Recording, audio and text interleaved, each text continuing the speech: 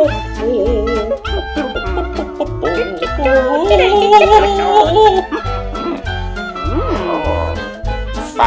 object puppetry, or junk puppets.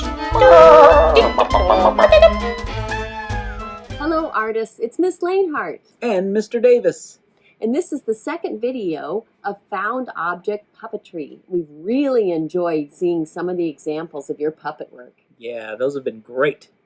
And just remember, there are two kinds of found object puppets. Objects that you just find that are already kind of put together. They may have a function in life in some way, but then we can explore how can we turn them into a puppet. And then there are junk puppets, things that we can put together and add onto and cut and color on that are just made out of junk. And then how can we turn those into a puppet? This week's video will have two parts. The first part will be showing you some examples of using the materials from your kit bag and ways that you can use some of this stuff to really stick things together and create a really cool junk puppet. And then I'll be showing you how you can think about being a puppeteer, how you can bring your puppet to life, kind of in thinking about what is the life of this object. Let's get started.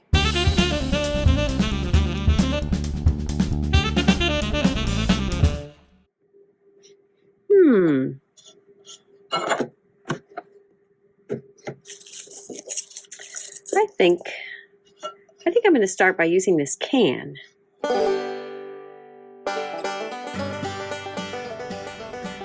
And I'm going to unpack my kit bag a little bit more and find the things that came inside that I can use. Go, and some papers. Now these are going to be really helpful in attaching things to my can to make it a puppet. And if you have tape or scissors at your house, those are also very, very helpful. So you might want to get some of those out too. All right, so let's see. I don't think I want the label on this can, so I'm going to go ahead and tear it off.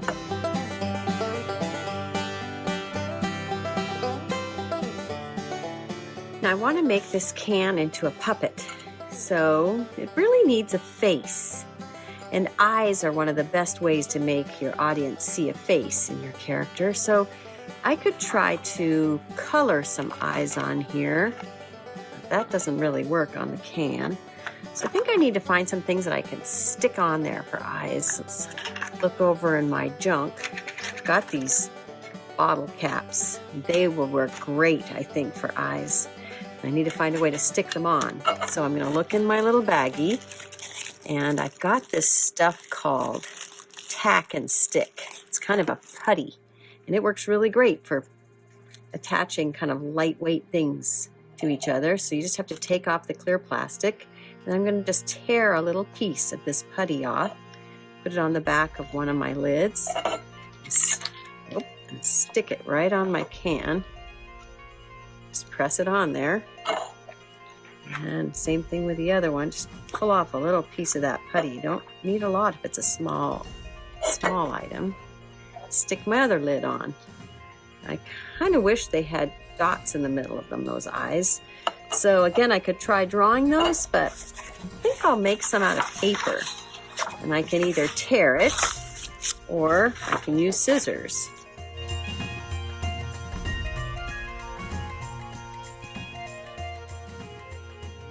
I can use my putty again to tear a little piece off, put it on the back of one of those pieces of paper, stick it in the middle of my lid.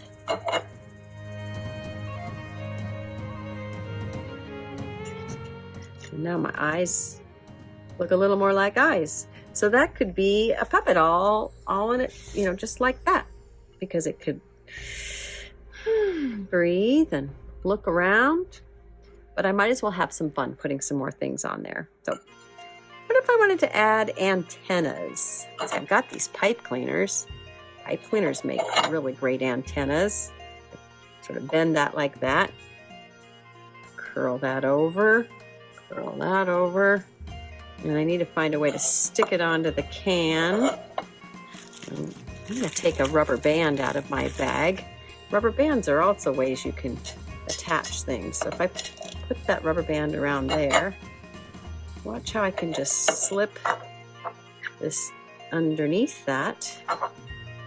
And my puppet now has antennas, and they can move around even. And let's say maybe I want to add a body. I want this to be the head and put a body underneath it.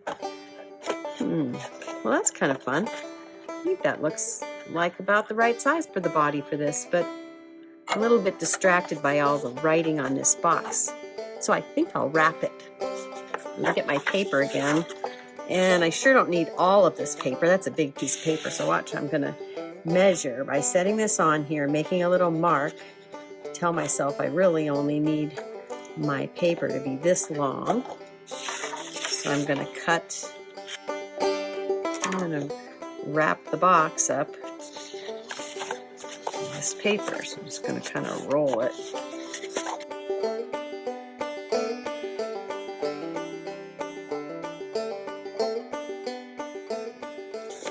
Some of that right under there, and just stick that on. And now my paper is covering the box. I like that. Now I need to figure out how to get this can to stick on the box. I could use the putty again, but also I've got something else I haven't used yet in here. Got a piece of Velcro. I think the Velcro might work really well. So I'm going to tear this apart. You know how Velcro has two parts to it. Fuzzy side and then this side, and each side of the Velcro has something you peel off so it's sticky. So I can put that on the bottom of my can, and then I can get the other half and put it on the box, and then I should be able to stick that Velcro together. Oh yeah, it sticks. Oh, it's kind of fun. It sort of moves though too, so it's almost like my puppet can talk or move around a little bit like that. That's fun. All right, maybe one last thing. I think I want this puppet to have arms, so I'm going to use my popsicle sticks for arms. So notice there's these little slots. I think I'll stick my arms down in those slots and even kind of move the arms like this then. That's fun. And there you have it, a little junk puppet. Now it's your turn to go assemble. Have fun.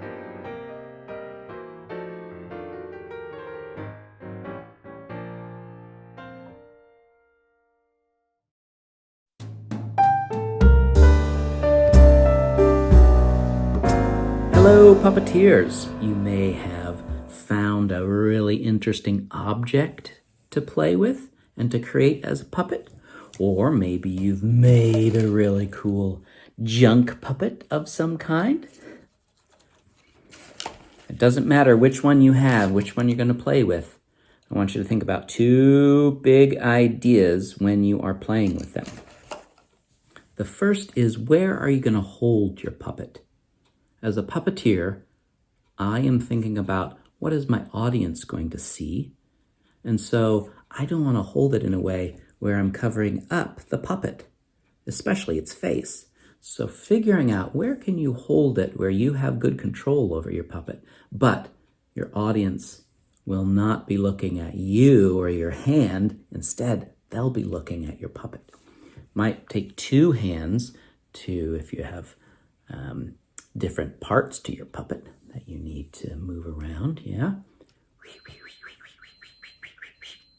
If you've made a junk puppet, you might want to think about adding a handle, a place where you specifically can hold it, so your hand is not going to cover your puppet.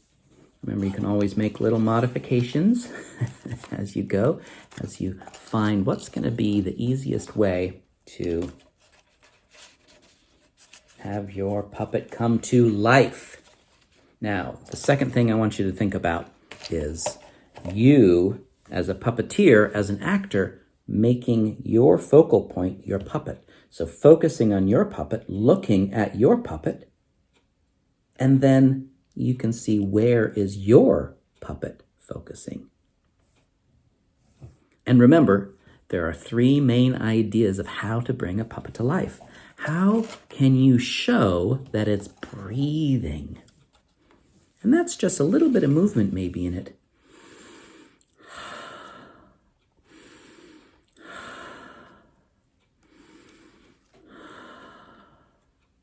By showing how your puppet breathes, it starts to make it look like it has some life.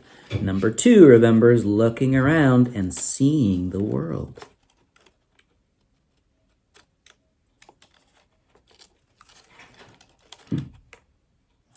And then number 3, how does it move? Finding out how does it move.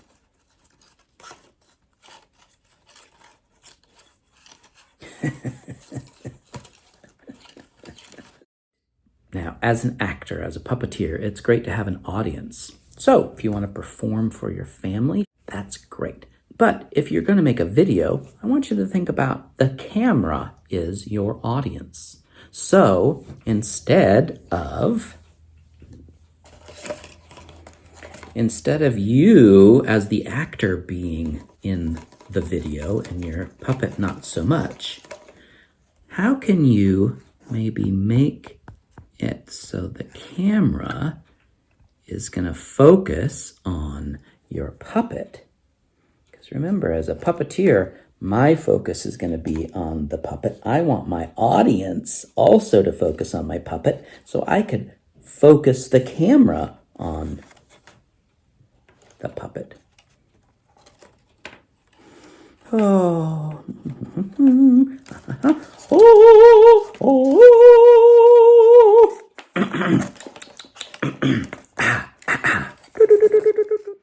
Goodness geesh, artists. Thanks for trying some new things with us today. Goodness sheesh. We hope that you will take the Flip Grid Challenge and that you will go to that join code that your teachers share with you, or we'll post it here on the video and you can pause to get it, and use the Flip Grid to take a short video of your puppet in action so you can share it with kids all across the district. We're going to end this video with some pictures of examples of junk art or found object art from around the world. We think you'll find these artists inspiring. Have fun being puppeteers this week. And we'll see you next time.